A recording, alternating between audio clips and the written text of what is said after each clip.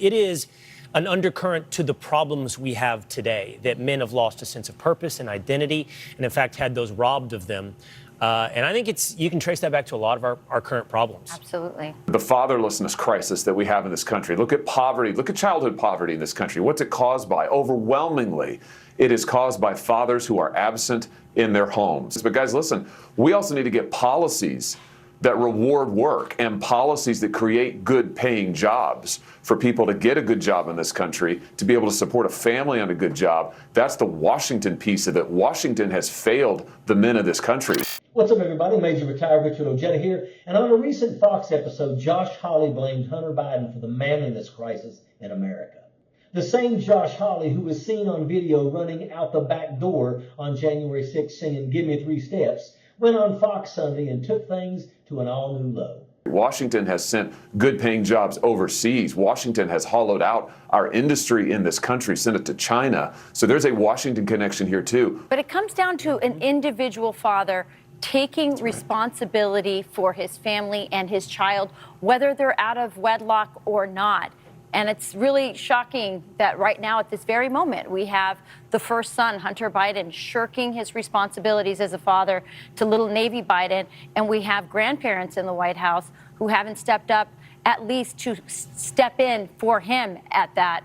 So very sad that we couldn't get this example at the very top. Hawley told the Fox panel that we have a crisis of purpose for young men in America, especially young men. The panel portrayed fathers who weren't providing for their children as the reason.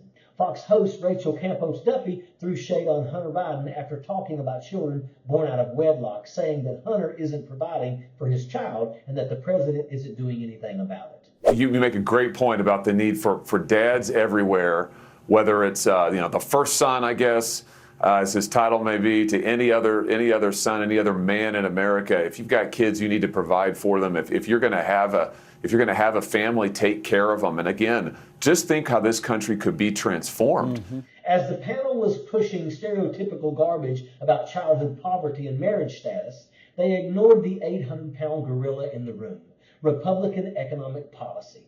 Hawley said that if you father a child, then it is your responsibility to take care of that child. Hawley should make sure that Lauren Boebert's son gets that memo.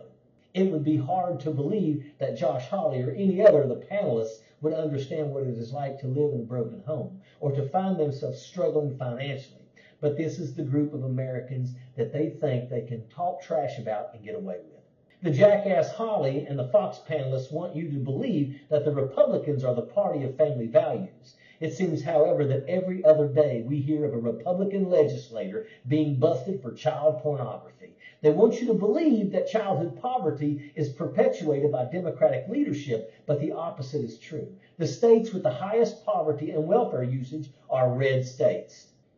In Hawley's home state of Missouri, the Republican legislature is cutting education budgets, forcing kids to 4-day school weeks. Missouri had proposed legislation killing ballot initiatives, which would take power away from voters. Sounds like Josh Hawley can't even take care of his own constituents.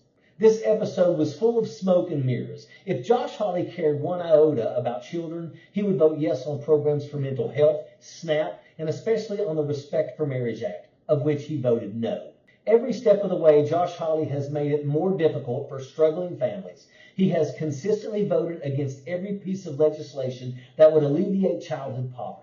He wants to categorize the problem as a result of bad morals and poor choices, laying judgment on the backs of people who he deems as lazy or not deserving. Trying to blame Hunter Biden for the suffering that goes on in broken homes is absolutely despicable. Josh Hawley and his merry band of idiots don't have a clue about the shame and embarrassment that a child in a broken home can feel. When some of these kids don't have the basics that other kids may have, it's hard. It's hard on everyone who struggles to survive. And clowns like Josh Hawley are out here making it harder for some of the most vulnerable groups in this country. Josh Hawley is a pathetic excuse for a man, and that's a fact. Sappers, clear the way. Airborne all the way.